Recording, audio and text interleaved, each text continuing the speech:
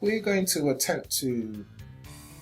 answer the question of what value is and how to predictably create it. So you've probably heard these two sayings: perception is reality, and the second saying, beauty is in the eye of the beholder. Well, I'm going to dissect these sayings a little bit because they go a long way in explaining what value actually is. Now, why is defining value important? Well, here's why. The reason knowing what value is and why it's important is because it gives you a unique insight into what is really going on, what is really changing hands in any relationship, whether this is a professional or a personal relationship, even right down to, say, what a unit of exchange really is, regardless of its name, like whether you're exchanging bottle tops or gold bars. What is actually changing hands? So the first proverb, or the first saying, being perception is reality. This is the first doorway we have to go through, because it helps us realize why people can live on the same plot of land, okay, on Earth, and they'll still walk around, they'll go to work, and sometimes raise their weapons to each other, because in their minds, their realities, their worlds are different. Welcome to the human race. So here, this is our home. This is where you can have people walking around, experiencing the same environment, and they're literally living in different worlds in their minds. And this prepares us for the second door, which is beauty being in the eye of the beholder. Said another way, I guess you could say, one man's trash is another man's gold.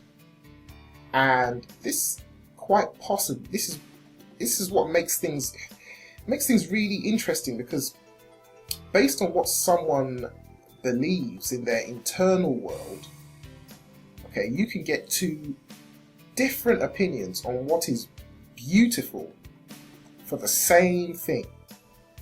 So two observers looking at the same thing. To one person it will be beautiful, to another person it will be ugly, I guess.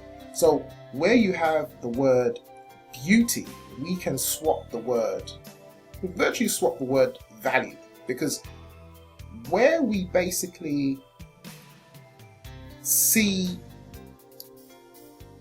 that, we can basically see that with beauty there is inherent value. In fact, you can make a case for value being a measurement of beauty. This is why I like to define value as having 3 levels. And the key word here is expectation. So beauty, which can be measured by 3 levels of value, the crux of it is expectation.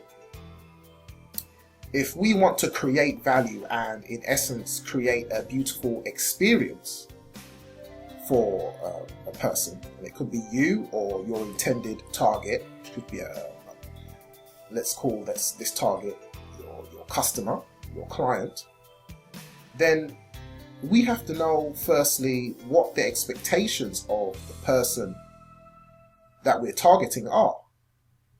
Now, our intended target, let's take an example. It could be a shareholder at a company. Now, what would their expectations typically be? Let's say that their expectations at the end of the financial year is a balance sheet that shows revenue growth and increased profit. So if we look at the basic level, this shareholder might just want to know the company's matching its projected growth of say 50% revenue growth that year. This would put a smile on the face of our target. All is well with the world. So what would be the second level based on these expectations? What would be the second level? The second level of value would be, a 50% growth with an unexpected confirmation of a strategic partnership with a competitor. Now, why would this be important? Because it could double the revenue for the coming year and increase the profit margins, because this shareholder's company and the competitor might consolidate their resources. So this would mean margins are increased. So we have an expectation, a basic level of expectation, and then a surprise strategic partnership.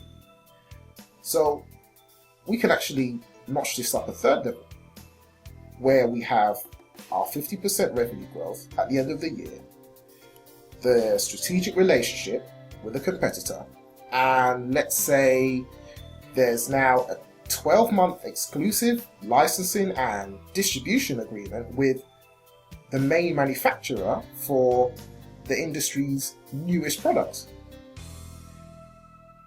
So that takes us into our third level of value creation, or impressing this shareholder. So what is it we've done here? Well, we've defined value in this shareholder's internal world. And if we know the expectations of the target individual, we can go through this process for literally anyone and anything. So let's pick another example. What are the expectations of a person who's, say, going on holiday and who has booked a hotel room? Well, this particular person, to them, what might be important would be, say, three things.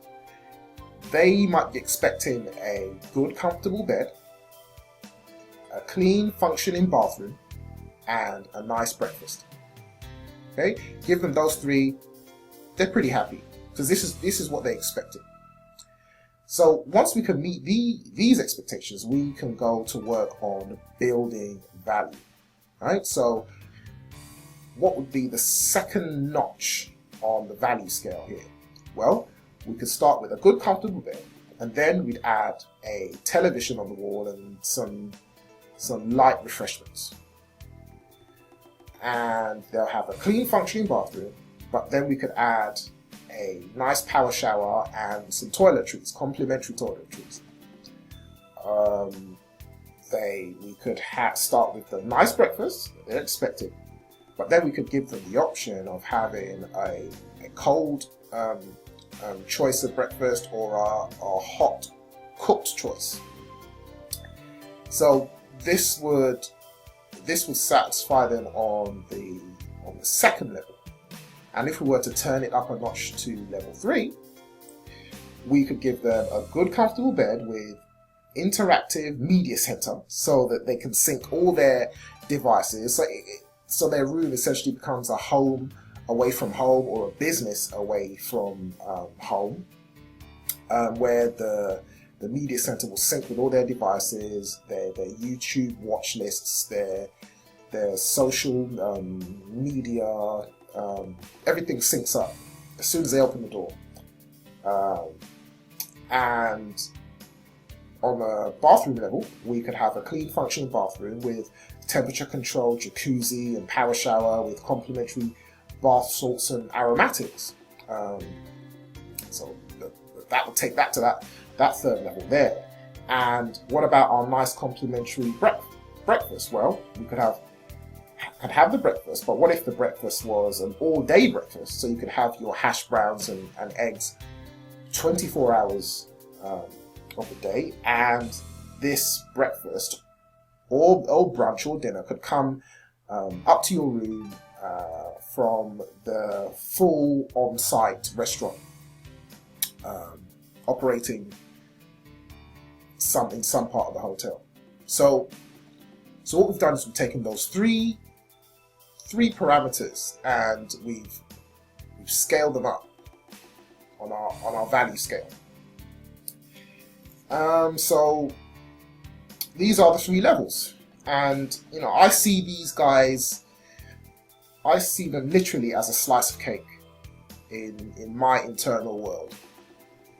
The basic level, which means we meet expectations. the basic level and an unexpected surprise, a nice surprise. So we not only meet their expectations, but we add a nice surprise. But you must keep within the parameters of the basics, of the basic expectation. This means if the expectation was a slice of cake, a surprise might be increasing the slice, or say adding cream to the slice. So the basic expectation has not changed, but you've just added a nice surprise that complements the basic level. So on the third level is meeting the expectations, and then either adding multiple surprises in a machine gun type approach, or adding one big surprise that just blows everything out of the water. Emotionally, the client must be thinking, "My gosh, this must be illegal. Let me snatch it before it's either taken away or I missed the opportunity." So I mean, that's it really. So you start with the intended target person, and then you get from them what their expectations are. I like to go with at least three different expectations, so 3 parameters for the expectation, and possibly you want to ask them why they have these expectations, and then you have fun and create the 3 levels. So just drive each of the 3 parameters up a notch on the 3 level value scale. So that's it. That's value creation 101.